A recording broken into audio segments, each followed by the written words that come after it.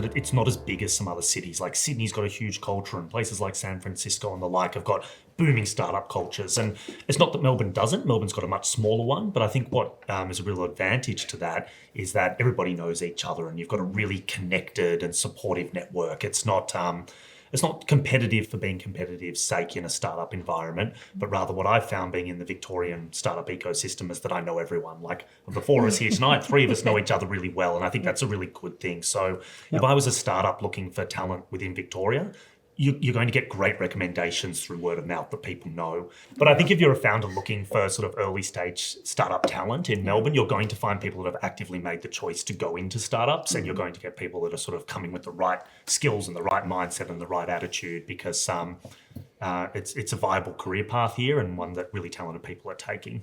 Yeah, in Victoria, I think there's a huge sense of community, like you mentioned, except me, I didn't blame you, Pavi, but yeah, I think that it's like a really close-knit team or community where a lot of people know each other, and that is not to say that that's not saying that it's like a cliquey environment. Mm-hmm. It's more of like a supportive environment. It's the support systems that are in place. Yeah. So even if you don't know anyone, it's very easy to come in and go, oh, can you introduce me to so-and-so? And someone knows somebody. Yeah. It's very easy to not get lost. Yeah.